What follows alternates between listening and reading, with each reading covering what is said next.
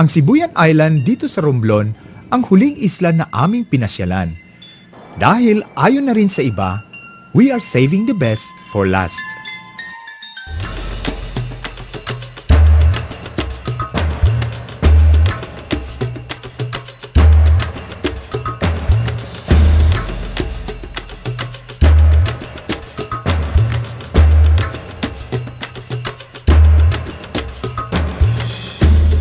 I've always wanted to travel, to see the whole Philippines, eventually the world. When I was young, I only have limited space, little knowledge of places to enjoy, and literally no time to explore and do what I always wanted to do. To just be myself and be the adventurous me. Funny that now at my age, I am given the opportunity to live life the way I always imagined it to be. And I want to share my experiences with you as I travel the Philippines, trying everything that a person my age would think twice before doing it.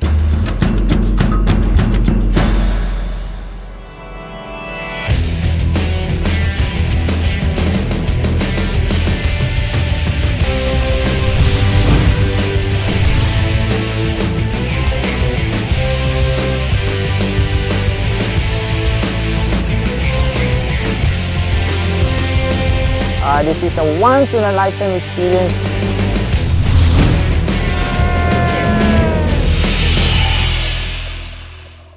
It is definitely a great experience to live, even for a short period, with people and beautiful places in the Philippines. And having visited a lot of these tourist spots, I still continue to discover amazing sights and stories that adds pride as a natural Filipino. This is my second time to visit Romblon, but my first here in Sibuyan Island. From Romblon, nag-boat ride kami for 2 hours. Kasabay namin ang ilang lokal na residente at mga turistang tulad namin. Seeing patches of beautiful islands gave me an awesome feeling.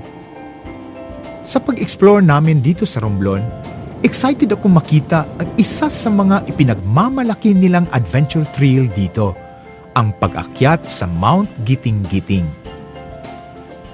Ang Mount Giting-Giting is a protected area, kaya naman nararapat lamang na bisitahin namin ang opisina ng DENR sa Sibuyan Island upang ma-brief sa mga rules and regulations sa pag-akyat sa bundok. On the first day, from base, pupunta kayo sa Mayos Peak. That's Mayo. Peak. Kasi na-discover yan ni Dr. Mayo. I see. At Mayo din niya inakyat dahil Mayo din ang birthday niya. Doon siya nag-birthday doon sa peak na yon. Tapos doon niyo makikita yun ang pinaka-view deck ng Giting-Giting. Yung Mayos Peak. Oo. Mayos Peak. Oo. Okay. Tapos, magpapahinga kayo doon. Tapos, pagka-camp, the following day, second day, yun ang tinatawag nilang assault. Kasi yung mga mabibigat, yung mga tent, mga kung ano pa ninyong gamit, iiwan nyo na doon sa base camp. So, yung dala nyo na lang is day pack na pagkain at saka tubig. Yun tinatawag na assault. Kasi dadaan na kayo sa knife edge. Okay. Yung knife edge, yung napaka-nipis na isa siyang daan na bangin pareho magkabilaan. So wala kayong mahikapitan doon. At saka hindi na doon sa mga ganun altitude, wala na masyadong tumutubo na puno. Karamihan bonsai. Okay. At saka puro na siya bato. Rocky na siya, rocky surface. So meron doong face the wall na sinasabi nila na nakarap ka talaga sa wall, tapos doon ka lang sa mga crack ng wall nakakapit. So hindi advisable yung may mabibigat. One day din yon. Half day papunta doon sa summit, half day pabalik doon sa base camp. Kasi pinagbawal din ng protected area na mag-camp Dun sa taas sa ng summit. summit Oo, mismo. kasi unang-una, delikado. Kasi minsan may biglang hangin, yung nag-wind draft. So pwede kang malaglag doon. Tapos paggabi, tumataas ang temperature doon na kaya niyang pa-yiluhin yung 1.5 na tubig. Unfortunately, guys, hindi kinaya ng aming oras ang pag-akyat sa Mount Giting-Giting. We satisfy ourselves na lang sa pagkuha ng iba't ibang anggulo ng Mount Giting-Giting. Pero, tulad ng sabi nila, may pagkamisteryoso itong bundok na ito.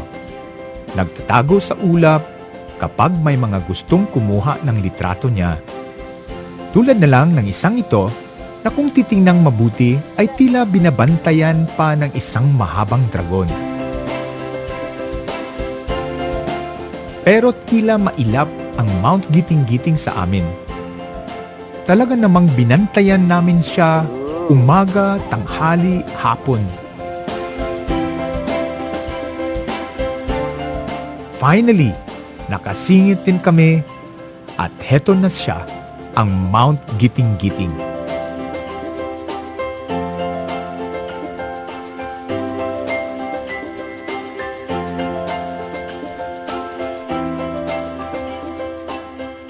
A sawtooth edges. Just the look of it spells danger and adventure. Mount Giting-Giting is technically one of the most challenging climb in the country. If you want an extreme adventure, this is the place to do it. And for your own safety, do not climb this steep mountain without a guide from the locals.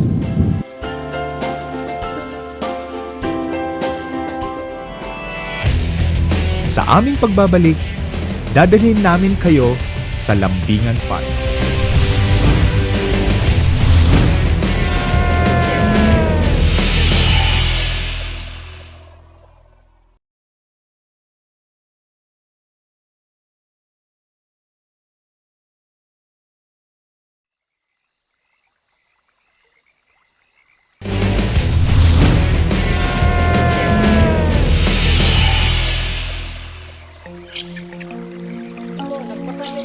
Kasama si Mrs. Asuncion Alillo o kung tawagin ng lahat ay Mami Inday at iba pang staff ng munisipyo, next naming pinuntahan ay ang Lambingan Park.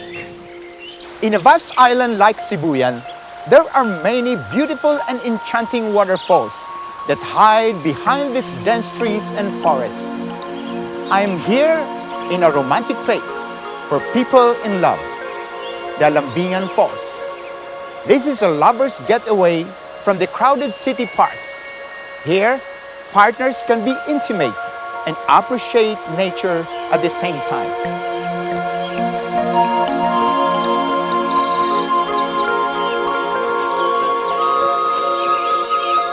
And with the sound of gushing waters mula dito sa napakagandang talon na ito, sino ba namang babae ang hindi mapapa-oo sa romantikong proposal ng kanyang mahal?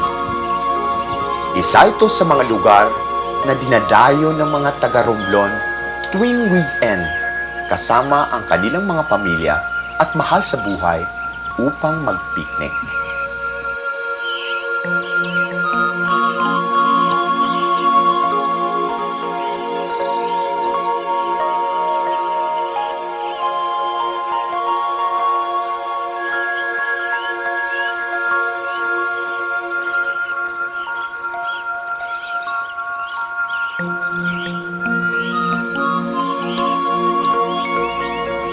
At sa sobrang linis at linaw ng tubig, hindi ko napigilang mag-dive.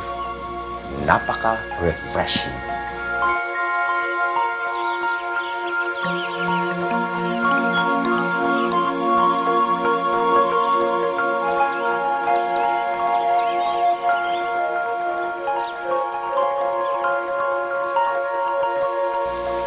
Kung sa tingin ninyo ay maganda na ang Lambingan Park, wait till you see our next stop.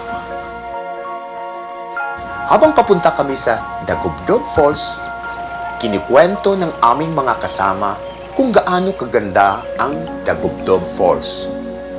Medyo mahabang oras din ang papunta sa lugar, rough road, at may kailangan pang lakarin at panhikin na mga lugar. Tumawid pa kami ng ilog. Parang nakakapagod, di ba? Pero pagdating namin sa bukana ng lugar, sinalubong agad kami ng pagkaganda-gandang waterfalls. Pero hindi pa pala ito ang Dagubdob Falls.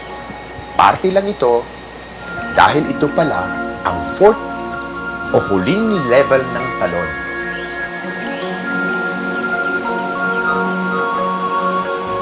May bahagi din lugar na area for calls or texting. Dito lang malakas ang signal. Naaliw din kami sa halaman ng kung kanilang tawagin ay pitcher. Dahil ito ay mukhang pitchel.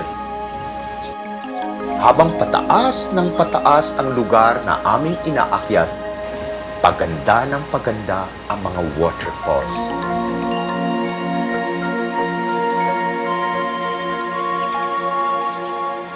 This is really a beautiful place. The stones here are distinct from the other places in Sibuyan. So you can only see at this type of place the Dagubdob Falls. Ito ang second level ng waterfalls. Napakalinis at linaw ng tubig. Napaka-inviting. Kaya naman, dito pa lang nagsilusob na ang lahat upang maligo. Ang sarap din umupo sa batuhan kung saan umaagos ang tubig. May mataas na bahagi rin kung saan pwede kang lumukso sa tubig. Siyempre, pahuhuli ba naman ako? Sa ikatlong level, kakaibang ganda naman ang aming nasilayan. This is the fourth level of the Dagubdob Falls. So it is because of the bubbling water, it is called the bubble bath. Ang bahaging ito ng waterfalls ay para sa mga marunong lamang na lumangoy dahil may kalaliman at malakas ang agos ng tubig. Sa huling bahagi, lahat ay nag-enjoy na umupo sa ibabaw ng bato kung saan umaagos ang tubig at tumayo sa ilalim ng tubig. Talaga namang bawat level nito ay na-enjoy naming lahat. Sa pinakaitaas na parte ng Dagubdob Falls, isinama ako ng aming guide sa isa daw therapeutic path. At sa totoo lang, therapeutic talaga ang mga marbles na nilalakaran namin. Along the path, natuwa ako sa duyan na nakita namin. A nature-made swing dahil mula ito sa sanga ng puno. Imagine, sa isang maliit na portion ng bundok na yon, napakaraming magagandang bagay ka nang ma-discover at ma-enjoy. Siyempre, dahil nakakapagod ang ginawa naming pamamasyal sa ilang waterfalls dito sa Sibuyan, we are looking forward din sa isang relaxing night. And just the side of the sanctuary garden kung saan kami mananatili habang nasa Sibuyan, nawala na agad ang pagod namin dahil sa ganda ng lugar.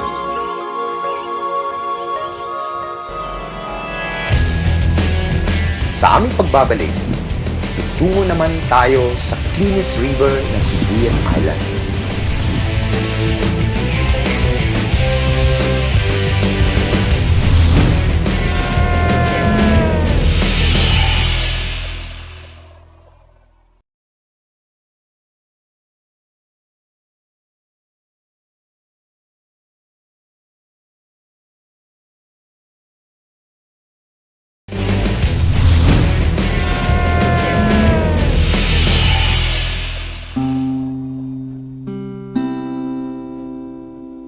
Nilibot namin ang 3 bayan ng Sibuyan, Magdiwang, Kajidyukan, San Fernando.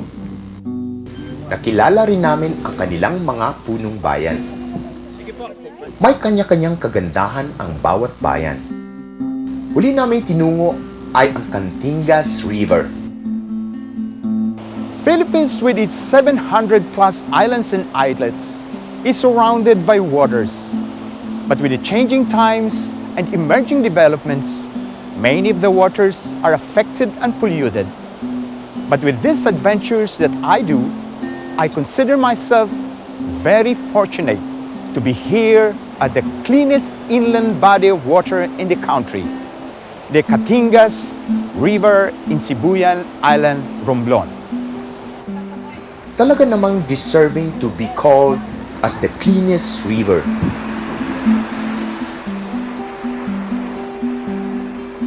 Lahat ng dumadayo dito ay lumulundag sa tubig mula sa mataas na bahagi.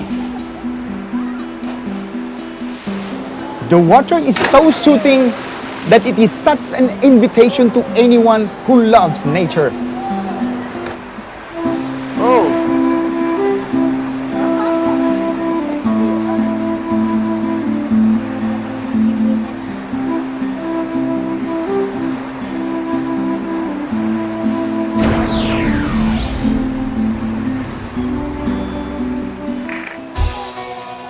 At meron na rin silang zip line.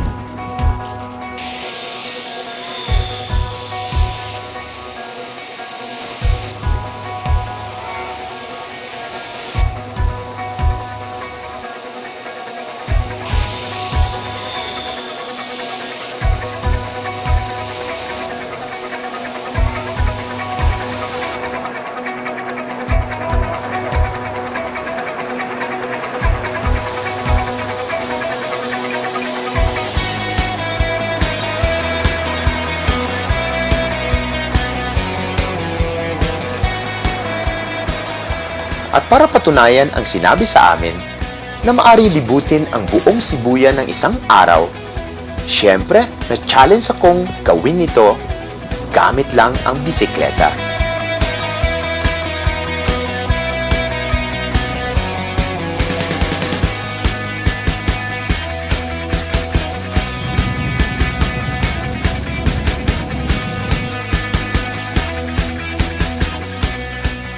Medyo mahirap pero masarap libutin ang lugar with the sight of blue sea waters at bayamang bundok dito sa Romblon.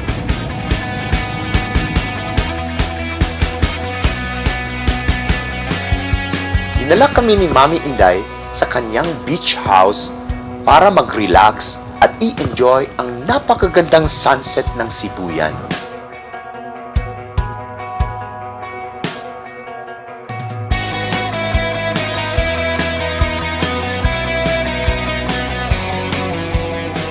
Tunay namang napakaganda ng Sibuyan Island. Kaya hindi nakakapagtaka na ilan sa mga kilalang personalities sa ating bansa ay pabalik-balik sa lugar upang magpahinga at i-enjoy ang magandang kalikasang masisilayan sa island.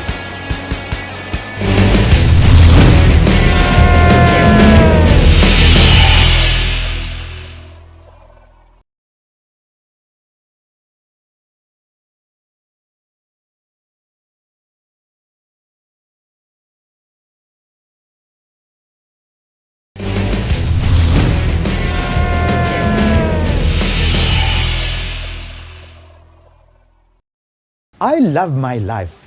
It is something that money cannot buy. Learning your heritage and knowing different lovely people is an added benefits of developing oneself. So friends, whenever you can, please visit and appreciate your own country and see for yourself the most amazing places in the world. And I'm telling you, there will be no regrets. Thank you for traveling with me in this Sibuyan trip. Till our next borderless adventure.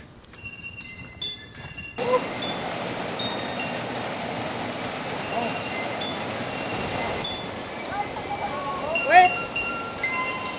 Wait! Wait, ano po yung sasakyan? Sige.